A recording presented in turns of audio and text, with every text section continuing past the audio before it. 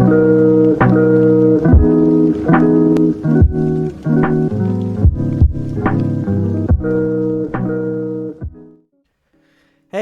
folks, how's it going? Rash here, and welcome back to episode of Cards and Castles, a TV commentary, where we're back recording this episode later than I normally do.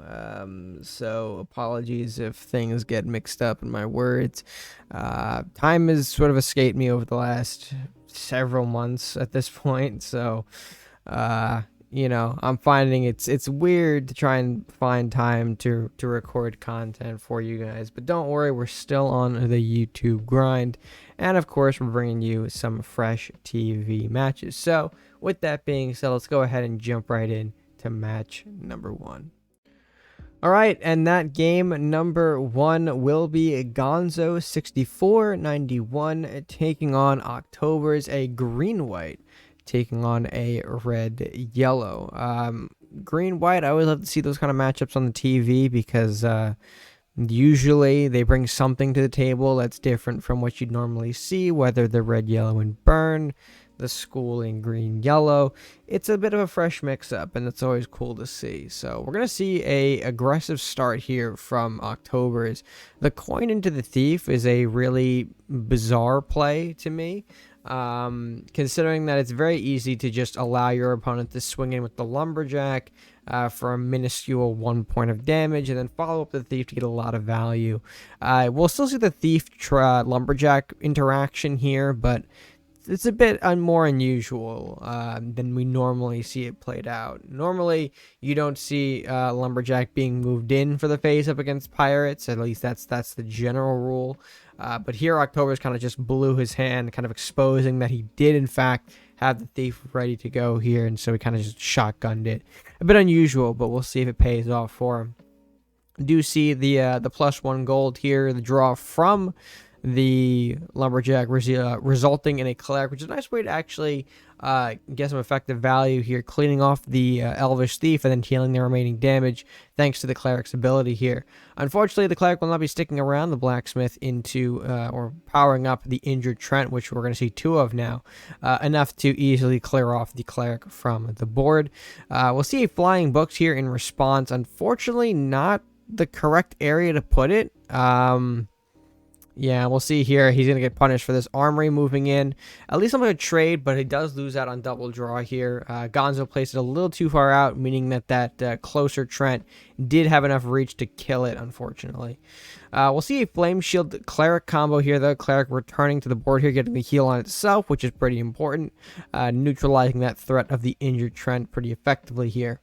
Rat-infested hovel now, Southport coming out, a bit of a nasty combination here. Southport plus all the globals, meaning that repost damage is big. We do have double drain life, which is something to take notice of.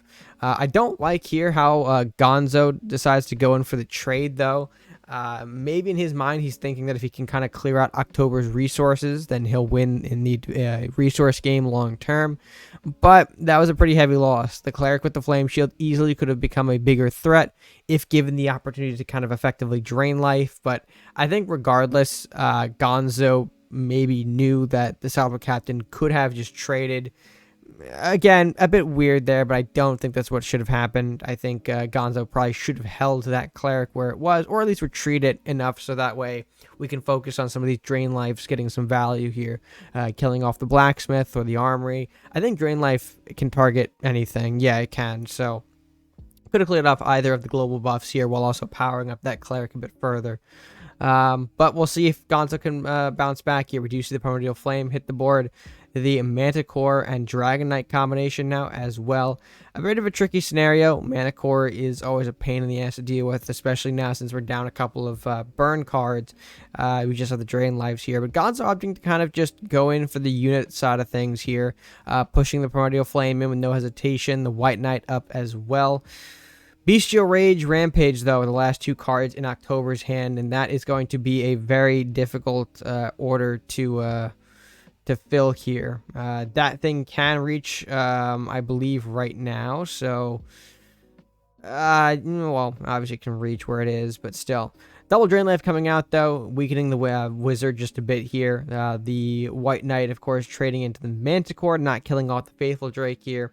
So we'll most likely see a, oh yeah, more so than now with the global.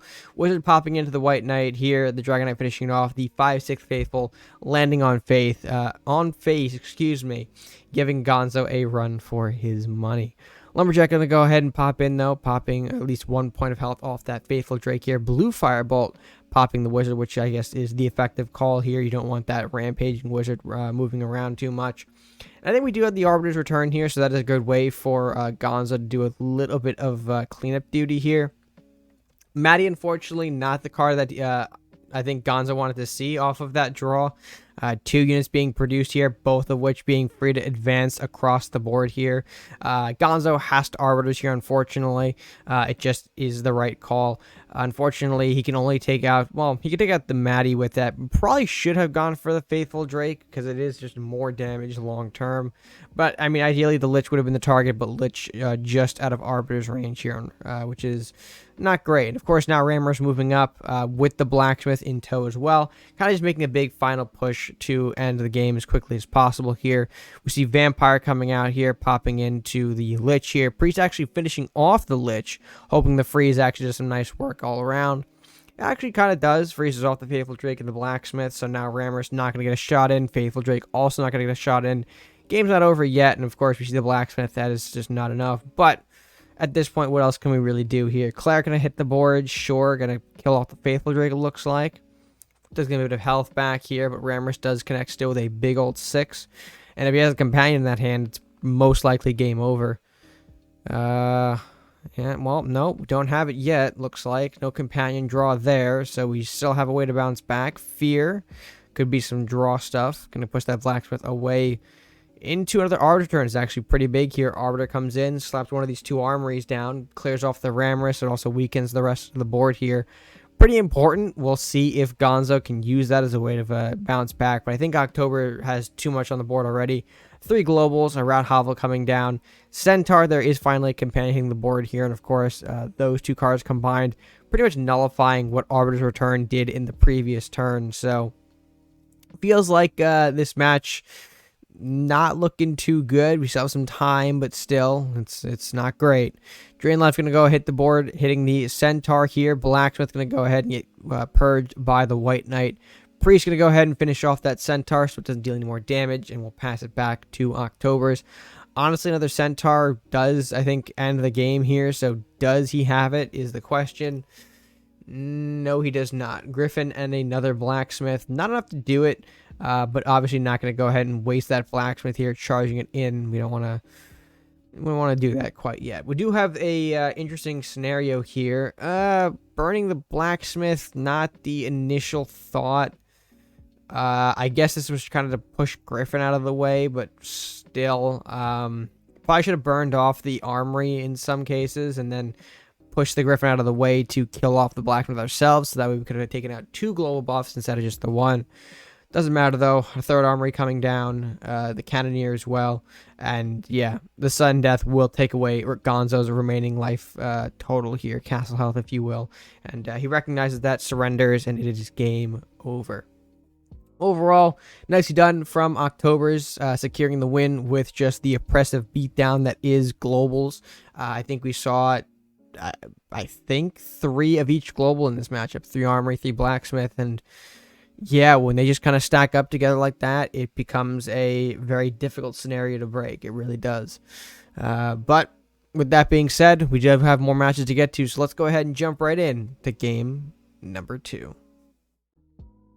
Alright, and our next matchup will be DemonJo taking on a tank, a bit of Pirate Crusader action, going up against the Viking Warlocks, who both players are going to bring it to the table here. Maybe Dragons at a tank here. Dragon Temple in the opening hand. Not much else to support the Dragon theory, though. Blade, Bolt, and Lumber. Still fine cards, though. Demon here going to take a pass on his turn 1, looks like. That is completely fair. Dragon Temple being established turn 2, and the Frost Slash for turn. It's a very interesting card. You don't see Frost Slash nearly ever. Normally, Freeze is enough to actually take out units on their own, thanks to the fact that you can interact with frozen units for free while not risking the health of your own units if you can kill it. So, yeah, I mean, and Frozen Storm too for the draw. That is Interesting. Very interesting. Again, don't see these things often here. Ice weaving as well. Geez, so this guy's got a, looks like pretty competent freeze strategy here, or at least very devoted to the freeze strategy. I wouldn't say competent yet because we don't know if it's going to win or lose the matchup here, but we'll see. We'll see. Faithful Drake being put out to defend the sniper here. I kind of have neglected to talk about the rest of the matchup entirely. I mean, so far things that we've, things that are quite standard-ish. I mean, the sniper is an interesting card to pull out, but still. Pegacorn as well coming out, though. All right, another interesting choice here. Maybe this isn't school. Maybe it's kind of a Pyro Crusader good stuff, but who knows. Green Drake, the response not coming out from Tank to deal with this rat that's on the board. Overall, seems fine. Seems fine here. We're now getting into the dragon portion. I guess we did the Faithful Drake, but still, we're getting into the dragon portion. Unfortunately, the Primordial Flame is not what we want to see for turn. Ideally, we wanted some kind of dragon to buff that Green Drake to make it a little bit stronger to clear out the Paladin resolve very easily. Did not see that, though, unfortunately. Did not see that at all. Disintegrate now onto the Paladin. I believe this is the Paladin, yeah. So, Paladin here going to take a hit here. Lose the resolve from the Primordial Flame thanks to ludicrous strength. A lot being invested into killing off the Paladin with no actual payout here, and now this is going to be really bad. Kraxus hits the board here.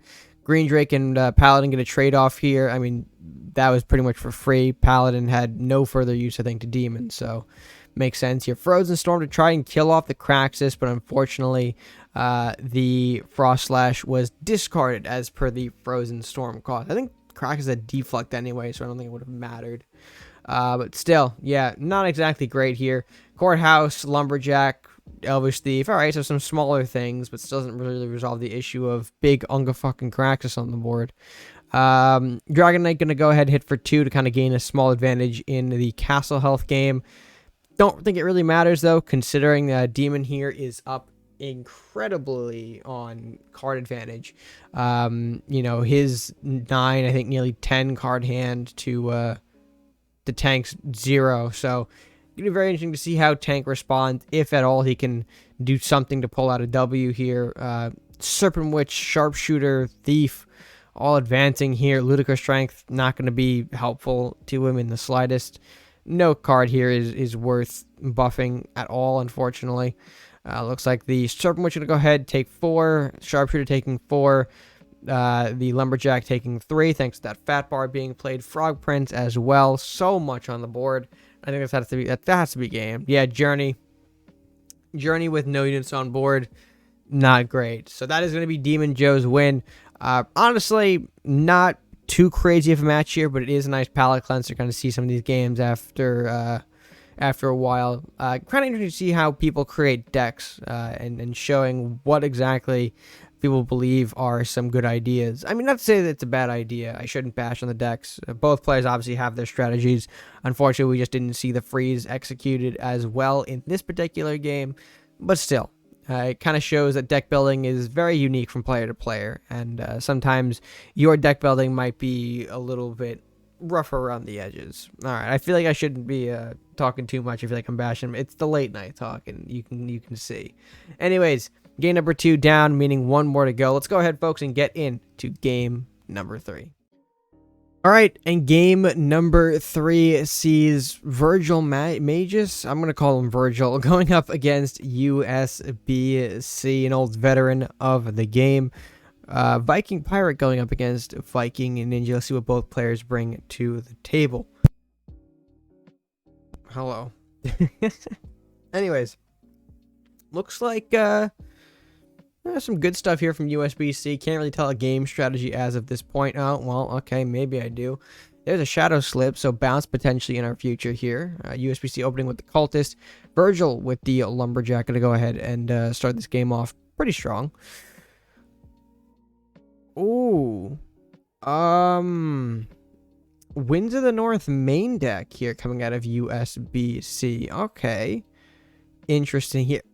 Winds of the Nord from Virgil. So, okay. It's a very curious scenario here. Both players utilizing some wind elements from Vikings. All right, I'm down. Let's see some magic happen here. Horseman gonna go ahead, take 3 off the castle here. Virgil responding with a scout. Odd choice here, but sure. Let's gonna go ahead and be played from USBC to freeze off the scout here. Nice way to kind of protect the cultist in a way. Lumberjack gonna be the response here from Virgil. I'm not taking too heavy of an approach here. Gonna go ahead and try to intercept the horseman here, but horseman not having any of it. Lich moved back. Wizard played forward here. Cultist killing off the scout. Pretty straightforward here from USBC, getting a lot of value out of those range units. Min the cultist, but now Wizard probably going to do the same thing. Drake Dance as well. All right. More wins in the deck for sure. Rat King coming out now. Cultist go ahead, taking 2 off the Frost Titan. And a bounce. Shadow Slip being played here a little earlier than expected.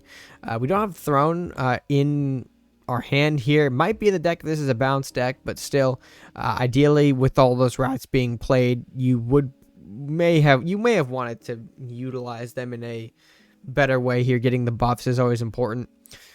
Oh, Drake Dance on the Rune Warrior. That's not good. Oh boy. All right. So yeah, Virgil also on the movement win shenanigans here. Drake Dance being played for the Rune Warrior to reach out, punch the wizard, chain off to everything else around, which was a nice little chain of value there. I will admit.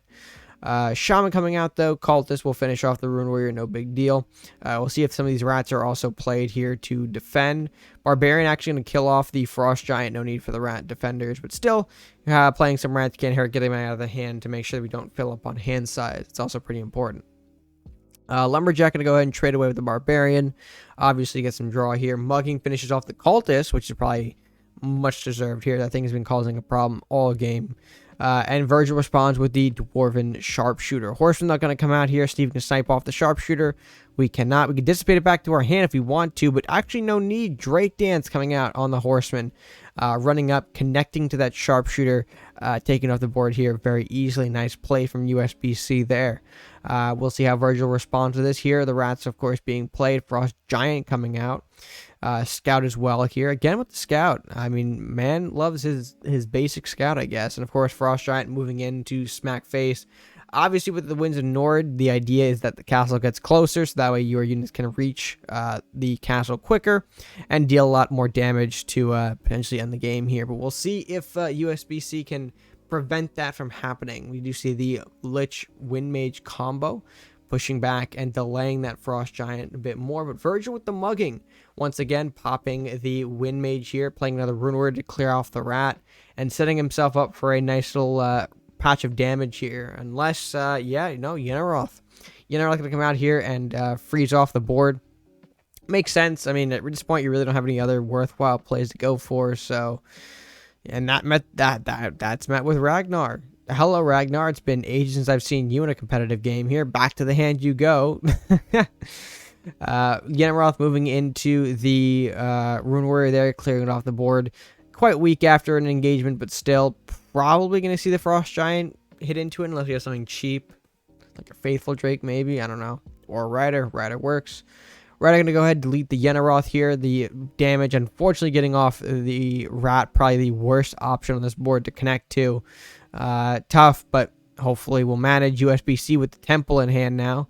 That's going behind the castle here. A couple of chain bits going to go off, especially in sudden death now. All of these chain bits are important. And this is going to be massive Drake Dance value, clearing off the Frost Giant with the other guard, plus the Wind Mage and the Temple, all combined to do a nice set of chain damage to the castle as well. Virgil, though, not looking too good. Needs a lot of help here, I think. Opening exam, Wind to the North here. All right, pulling everything just a little bit closer here. Dwarven Miner going to show up here. Pop the Wind Mage. Pulverize as well to destroy the Temple.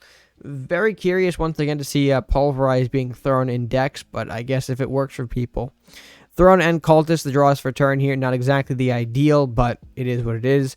Racking going to go ahead. Unfortunately, the spawns got slightly messed up here by that Lich moving back. That's fine. We do set up the Throne because why not? Lich is going to go ahead and trade with the Dwarven Miner while also freezing off some more cards in the process. My voice is being... Oh, boy. Cultist coming out as well here. Wind to the North again, moving this ever so closer. Knockout, popping the Azarian Cultist. and leaving USBC with not a lot of room to work with in terms of defense on his castle. That castle is very close here, and pretty much anything Virgil can throw from the hand can interact with the castle. The question is, does he have enough damage before sudden death kind of ticks away at him? Ragnar coming out now. We did know that was in the hand from the Dissipate earlier. Chopping 2. Big 5 chain connecting there. I don't know if that was the right play, though, considering that we do actually lose the game off of that. The Rat and Lich are enough to push in and deal the remaining bits of damage, but I guess at that point, you were kind of in a lose-lose scenario here. So unfortunately, despite Virgil actually achieving something that we don't see quite often, which is the triple wins, pulling the castle all the way to you, it was not enough to get a W for him in the end. USBC taking it with the bounce strategy. While bounce plus wins, had a lot of movement shenanigans in there, but still got the job done. So congrats to him for the win. And with that being said, let's go ahead and actually move out to close this video, because that was our third and final matchup of the day. All right, folks, and with that being said, that is going to, of course, bring this episode of TV Commentary to a close. Apologies again for the late night recording here. I don't know how my voice has been sounding. If you guys enjoyed the maybe close up to the microphone, if you've enjoyed things like that, let me know in the comments. Maybe I'll do other whispered ones. I don't think that's going to be the case, though. Who would want that? Anyways, if you guys did enjoy, be sure to let me know. Leave your thoughts on the video in the comment section below, and be sure to like, share, and subscribe if you're new or haven't done this already. All of those, of course, helping us support the platform, helping us grow the channel bit by bit, day by day. And yeah, I think with that being said, that is going to be it for me for now. So, until next time, guys, stay gaming.